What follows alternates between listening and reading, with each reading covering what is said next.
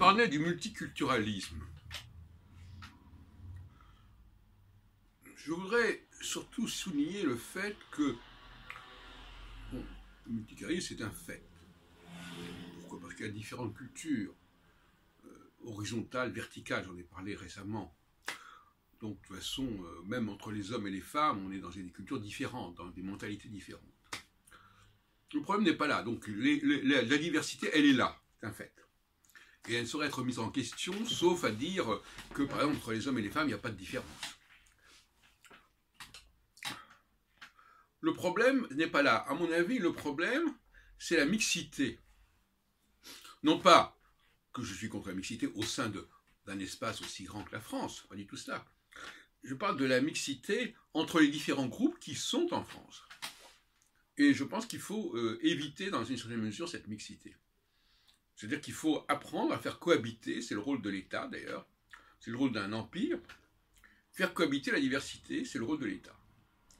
Et c'est une définition que je propose, l'État est là pour faire cohabiter la diversité, les diversités. Et pour qu'elles puissent trouver une forme de synergie, sans pour autant perdre leurs identités respectives.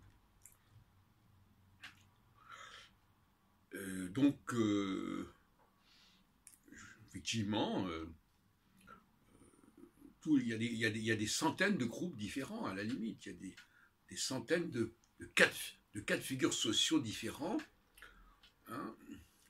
Moi, je suis tout à fait contre toute idée d'individualisme. On n'est pas tout seul à être comme on est. Hein, c'est ridicule. Mais ça, j'ai déjà condamné cette façon de croire que présenter les problèmes sociologiques comme des problèmes purement psychologiques, c'est une imposture. Cela dit, donc, multiculturalisme, c'est un fait. C'est un fait incontestable et même inhérent à toute société. En revanche, l'organisation de ce multiculturalisme, la gestion de ce multiculturalisme, c'est ça le vrai problème. Et j'attache beaucoup d'importance à la question des élites, justement, j'en ai parlé récemment. C'est par les élites de ces différentes communautés que la société trouve une cohérence. Si on prend par exemple la question des sénateurs aux États-Unis, par exemple, hein, eh bien les sénateurs, ce sont les élites des différents États. Et ils se retrouvent dans une seule et même enceinte, qui est le Sénat. Donc le Sénat, c'est la conjonction des élites. Et de ce côté-là, il n'y a pas de problème.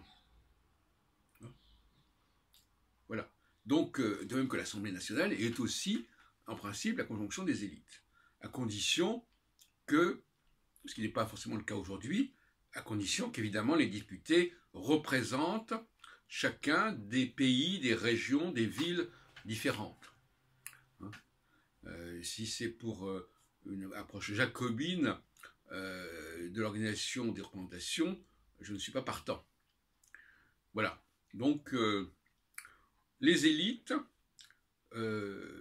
permettent de dépasser le clivage entre communautés. C'est par les élites que les communautés se rencontrent, convergent, tout comme au niveau européen, c'est par les élites que les rencontres se font. Rencontre des premiers ministres, rencontre des présidents, tout ce qu'on voudra. Ce ne sont pas les peuples qui se rencontrent, ce sont les élites. D'où la question du rapport entre l'élite et le peuple, c'est que ce sont des choses très différentes. Et c'est pour ça que les élites ne sont pas de même nature, à la limite, que le peuple. Donc opposer les élites au peuple, oui, d'une certaine manière, mais l'élite est nécessaire. Quand il n'y a pas d'élite digne de ce nom dans un pays ou dans une communauté quelle qu'elle soit, professionnelle, religieuse, etc., c'est la catastrophe. C'est-à-dire que c'est le déclin, c'est la déchéance, c'est la sclérose. Voyez-vous ? Donc, les élites, et les juifs font partie intégrante de ces élites, peut-être même les francs-maçons d'ailleurs, pourquoi pas, comme dirait notre ami Valentin, peut-être que les francs-maçons ont une vocation à rassembler une certaine élite, et à constituer une certaine élite. Donc,